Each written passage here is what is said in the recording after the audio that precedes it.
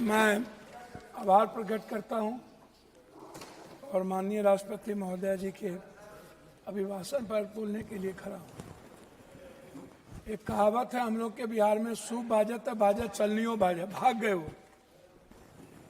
और हमाम में सब नंगे, हट डाल पर उल्लू बैठा, अंजामे गुलिस्ता क्या होगा।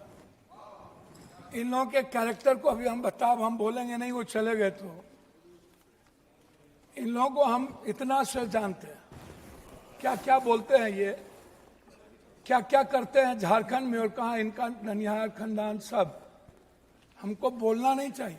महोदय, हम शुरू करते हैं। बार बार चर्चा होती है बिहार की। प्रधानमंत्री जब से आए, अभी परसों प्रधानमंत्री जी ने कमला नगर में बोला कि हम इमरजेंसी में यहीं रहते थे और जमुना का पानी हम पीते हैं डेली। आप रिकॉर्ड उठा के परसों के स्पीच का सुनिए कि हम जमुना का पानी पीते हैं, हम कमला नगर में ही रहते थे। प्रधानमंत्री जी हमारे कहाँ कहाँ रहते थे, कहाँ नहीं रहते थे, हमको आज तक समझ में नहीं आई कि गुजरात, जो गांधी और पटेल के गुजरात, जो मोहब्बत की नगरी और लोकतांत्रिक व्यवस्था में वसुधैव कुटुंबकम और मानवता के लिए जो प्रतीक थे, आज वो गुजरात गांधी से हटा करके, पटेल से हटाकर उनको नाथूराम गोडसे और नए गुजरात की परिभाषा से परिभाषित की गई, शुरुआत किया गया। और जब आए तो उन्होंने काला धन, जाली नोट, 15 लाख रुपया से शुरू की, 2 करोड़ नौकरी, नोटबंदी, जीएसटी, आप उठा करके देख लें। एक भी वादे पर दोबारा, इतना प्रधानमंत्री की नोटबंदी सबसे अहम घोषणा थी, आज तक दोबारा चर्चा इस सदन में नहीं हुई कि नोटबंदी से किनको बेनिफिट मिला, किनको नहीं मिला, नोटबंदी से देश और किसान और महिलाओं की कितनी क्षति हुई, व्यापारियों की कितनी क्षति हुई और मजदूरों के हालात क्या हुए। अध्यक्ष महोदय, जीएसटी के को आप उठा के देख लीजिए, हर व्यक्ति के जेब से पेन, कलम, दवात, पेंसिल, चाय पत्ती, नमक, तेल, सब्जी, दाल, साड़ी, चप्पल, सब चीज पर 3 गुना जीएसटी। ये पैसा मिडिल क्लास के नीचे से लिया जा रहा है। पूरे देश में मिडिल क्लास के पास पैसे नहीं बचे, ना तो नोटबंदी के बाद और ना इतने करे जीएसटी लागू होने के बाद। तो नोटबंदी और जीएसटी को आधार कहा था। लोग कहते हैं हंडी के एक चावल से पता चलती है कि चावल पक गई। अब प्रधानमंत्री जी तिबारा आ गए, 3 बार देश के लोगों ने इन्हें बनाया।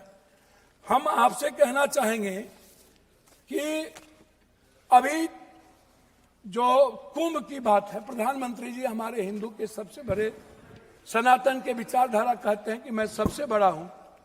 मैं एक बाबा का नाम नहीं लूंगा लेकिन कोट करता हूं। उन्होंने कहा कि जो जो लोग मरे हैं वो मोक्ष चले गए। तो मैं चाहता हूं कि लगभग बाबा और नागा और जो नेता वहां जाते हैं और जो बड़े पैसे वाला, उनको भी डुबकी लगा के मर जाना चाहिए ताकि इन लोगों का कल्याण हो जाए। ये मोक्ष पे चल जाए। भैया सुनिए, मोक्ष में चले जाएं। बाबा लोग वो बोलते हैं कि बाबा ने कहा कि मोक्ष में चले गए, तो मैं चाह रहा हूं कि ऐसे बाबाओं को मोक्ष में चला जाना चाहिए। दूसरी बात, मैं अंडरस्टैंड मंड यंग, वो साधु अंडरस्टैंड मंच आशीर्वाद दे रहे हैं, जी, वो मैं आशीर्वाद दे रहे हैं। जी जी जी, मैं भैया, दूसरा बात, उन्होंने अंडरस्टैंड मंड यंग को ही उन्होंने 2000 करोड़ का लगभग उन्होंने ठेका दिया, जबकि 13 में 19 में इन्हीं को कुंभ मेला का ठेका दिया गया था। 4 लोग लगे, सारे मैनेजमेंट, टेक्निकल मैनेजमेंट से लेकर के सारे चीज इन्हीं को था। ये कौन है, इन पर क्या इंक्वायरी होगी?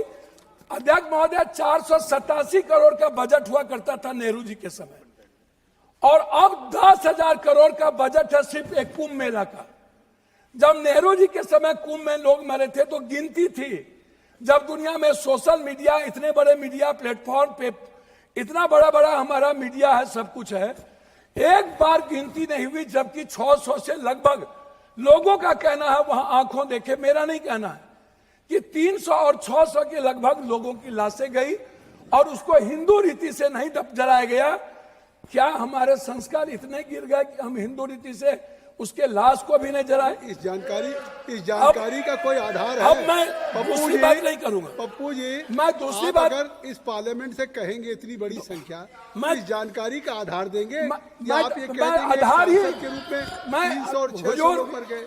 हुजूर, मैं क्या कह रहा तो आप हमारे संरक्षक है, गार्जियन है, मैं अपनी बात उनके द्वारा कह रहा हूं। दूसरी बात, महोदय राष्ट्रपति भाषण में रोजगार की, नौकरी की, बीपीएससी का, यूपीएससी का, एसएससी का, नीट का, जो लगातार हमारे नेता राहुल गांधी इस सवाल को लेके बोलते रहे।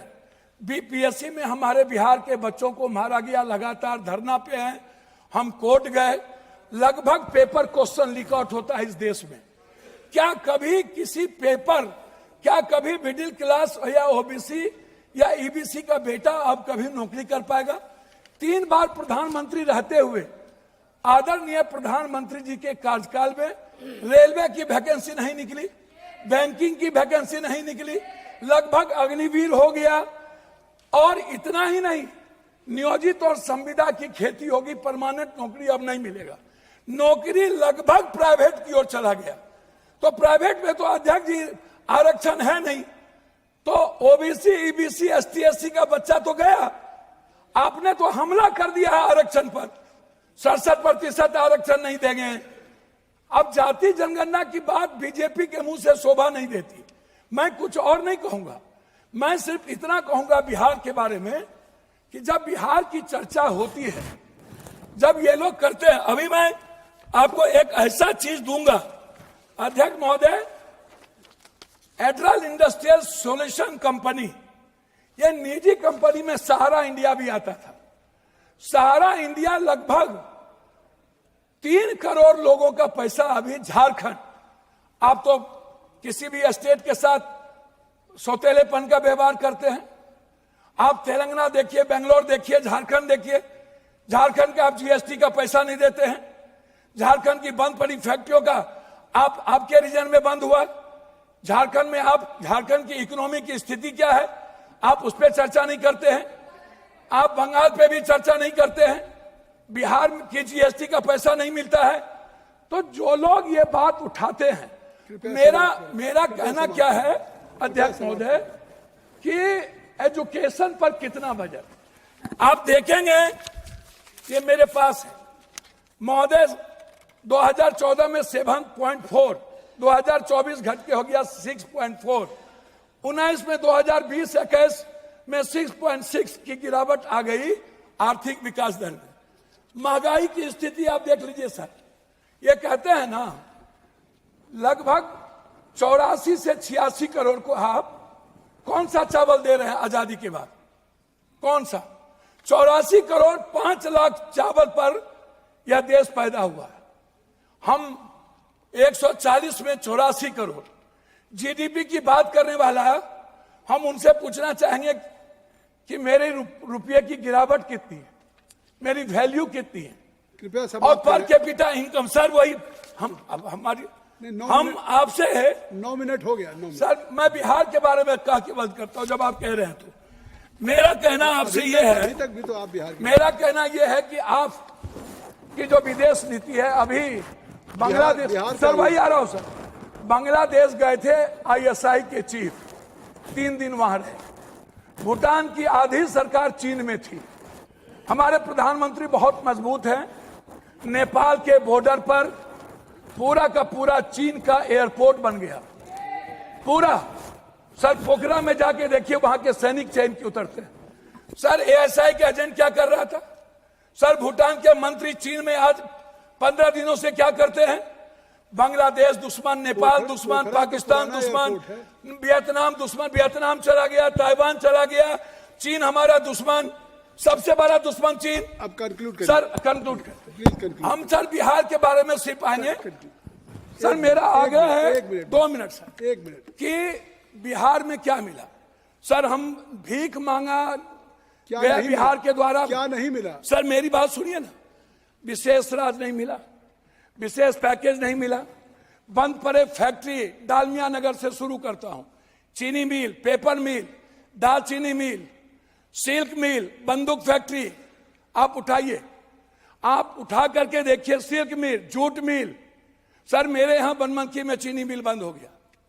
जब फैक्ट्रियां नहीं रहेगी, जब फूड प्रोसेसिंग पर हम फैक्ट्रियां नहीं देंगे, जब हम मछली उत्पादन को फैक्ट्रियां, बार बार चर्चा होती है।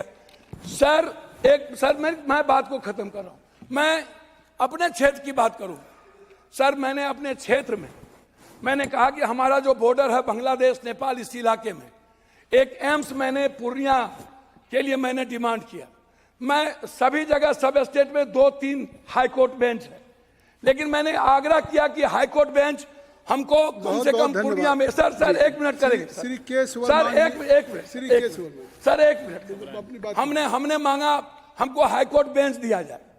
सर हाई कोर्ट बेंच अभी तक आ जबकि गई आपकी बात। सर 1 मिनट, सर 1 मिनट, आपकी बात हमने आ ITI IIT की बात हमने की सर बात आ गई पूर्णिया आप। के लिए। सर 1 मिनट, हम पूर्णिया में आप कहते हैं मखान बोर्ड, मैं कहता हूं सर दुनिया का 94% कोशिश सीमांचल मिथिलांचल में होता है, तो बोर्ड गठन से नहीं होगा सर, हमारी प्रोडक्ट से हमारा वर्मान जी। सर उत्पादन की बात मैं कर रहा हूँ, लास्ट कर रहा हूँ श्री के सर हाफ मिनट मिला, हाफ मिनट सब मान लिया। Minute sir, half minute. Sir मैं मक्का और मखान और दूध की प्रोसेसिंग पर मैं आपसे सिर्फ आग्रह करूंगा।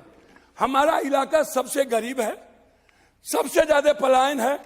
सर मैं एक डिमांड करता हूं आपके द्वारा कि हमें पूर्वांचल के लिए एक मंत्रालय का यहां से गठन हो, जो हमारे पूर्वांचल का विकास नियमित हो। दिल्ली में पूर्वांचल के लोग आते हैं, वो बहुत परेशान हैं। मेरा आग्रह है कि पूर्वांचल मंत्रिमंडल का गठन हो और वहां से विकास हो। धन्यवाद सर।